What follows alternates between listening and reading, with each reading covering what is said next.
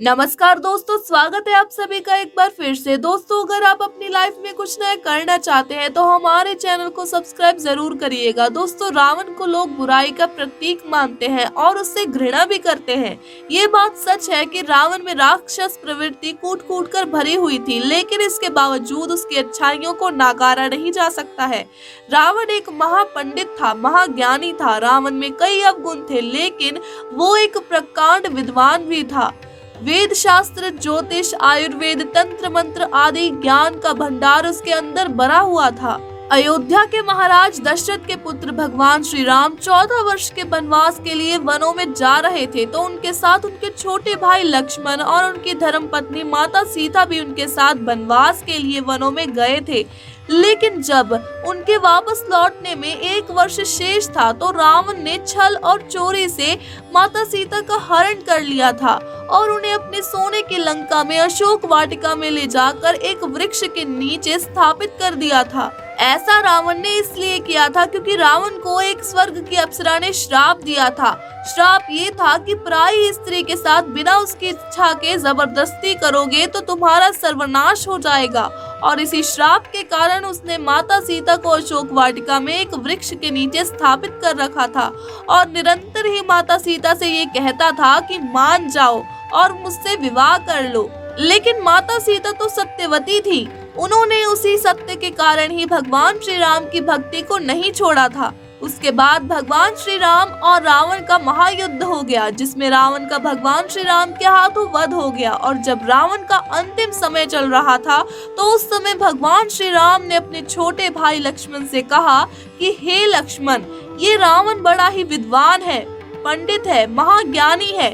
तीनों लोगों में इससे बड़ा ज्ञानी कोई नहीं है। इसके ज्ञान को आज तुम इसके समीप बैठकर धारण कर लो। तब रावण ने लक्ष्मण को ये 3 बातें बताई। रावण ने सबसे पहली बात लक्ष्मण को बताई कि यदि आपको अपने जीवन में शुभ काम करना है तो उसमें बिल्कुल भी देरी नहीं करनी चाहिए, यानी शुभस्य शीघ्रम। शुभ काम में जितना ही विलंब करो उतना ही गलत माना जाता है। अशुभ को जितना टाल सकते हो टाल देना चाहिए।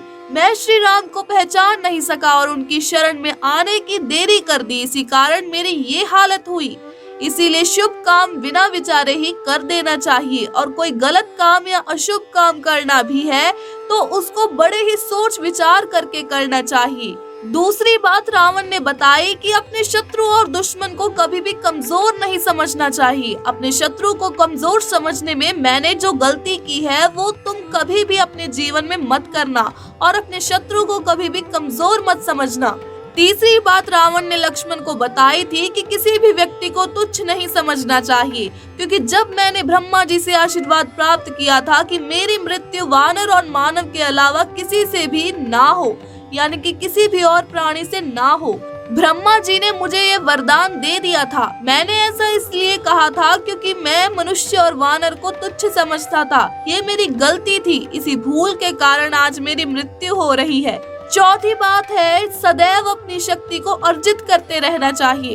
अपनी शक्ति को कभी भी खंडित नहीं होने देना चाहिए, अपनी शक्ति को कायम रखना चाहिए, क्योंकि अपनी शक्ति से ही हम संसार पर विजय प्राप्त कर सकते हैं। इसीलिए अपनी शक्ति को हमेशा कायम रखना।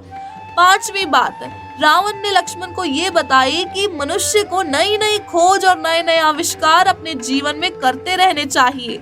मैंने अपने जीवन में कई प्रकार की चीजों का आविष्कार किया है, कई प्रकार की खोज की है। आपको बता दे कि रावण यहाँ तक की सोच रहा था कि सोने में सुगंध भर दी जाए और स्वर्ग जाने के लिए सीढ़ी बना दी जाए, लेकिन ये इच्छा उसकी पूरी ना हो सकी। इसीलिए मनुष्य को निरंतर खोज करते रहना चाहिए। 6ठी बात कुछ इस प्रकार की है कि तपस्या से सब कुछ अर्जित किया जा सकता है। इसीलिए यदि मनुष्य के पास तप की शक्ति होगी तो वो अपने जीवन में सब कुछ अर्जित कर पाएगा। इसीलिए तपस्या यानी कि मेहनत करके ही मनुष्य को संसार में सभी दुर्लभ से दुर्लभ वस्तुएं अर्जित करने का प्रयास निरंतर करते रहना चाहिए। 7वीं बात रावण ने लक्ष्मण को ये बताई कि मनुष्य को हमेशा एक ही इष्ट की भक्ति करनी चाहिए। जैसे कि मैंने अपने जीवन में भगवान महादेव की पूजा की थी और उन्हीं के भक्ति के प्रताप से मुझे सर्वस्व शक्ति प्राप्त हुई थी। इसीलिए अगर आप चाहते हैं कि आपको अपने अंदर की किसी भी प्रकार की शक्तियों का बल प्राप्त हो तो आपको अपने इष्ट को मानना पड़ेगा। इसका मतलब ये नहीं है कि आपको बाकी देवी देवताओं का सम्मान नहीं करना है, उनका भी सम्मान करें, लेकिन हमेशा इष्ट देव केवल एक ही होना चाहिए। 8वीं बात रावण ने लक्ष्मण को बताई कि मनुष्य को आयुर्वेद, रसायन और अन्य जड़ी बूटियों का ज्ञान भी होना चाहिए, क्योंकि आयुर्वेद एक बड़ा ज्ञान है और जड़ी बूटी के माध्यम से हम अपना प्राथमिक उपचार और अपने जीवन की या अपनी शारीरिक समस्याओं का निर्वाण स्वयं ही कर सकते हैं। इस तरह आयुर्वेद और रसायन का ज्ञान लक्ष्मण को प्राप्त हुआ।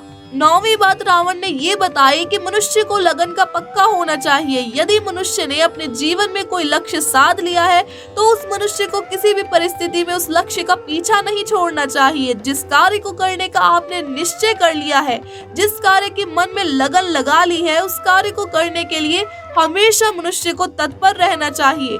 अपनी लगन से कभी भी पीछे नहीं हटना चाहिए। अंत में 10वीं बात रावण ने लक्ष्मण को बताई कि मनुष्य को अध्ययन यानी कि शास्त्रों की रचना या उनका अध्ययन करते रहना चाहिए। किताबें पढ़ना, किताबें लिखना या कोई अन्य लेखन कार्य निरंतर करते रहना चाहिए। रावण ने भी अपनी जिंदगी में कई शास्त्रों, कई ग्रंथों की रचना की थी। वो अद्भुत दिव्य ग्रंथ आज भी इस पृथ्वी पर मौजूद है, जैसे कि रावण संहिता तथा प्रसिद्ध शिव तांडव की रचना रावण ने ही की थी। इस प्रकार मनुष्य को विद्या, अध्ययन और लेखन का कार्य निरंतर करते रहना चाहिए, क्योंकि इन कार्यों से ही व्यक्ति की बुद्धि का विकास होता है। तो दोस्तों, ये थी वो 10 बातें जो रावण ने लक्ष्मण को बताई थी। तो दोस्तों, कैसी लगी आपको हमारी आज की ये वीडियो? कमेंट सेक्शन में हमें जरूर बताइएगा। अगर आपको हमारी आज की ये वीडियो अच्छी लगी हो तो वीडियो को लाइक करें, ज्यादा से ज्यादा शेयर करें और हमारे चैनल को सब्सक्राइब जरूर करें। वीडियो को अंत तक देखने के लिए आपका बहुत बहुत धन्यवाद।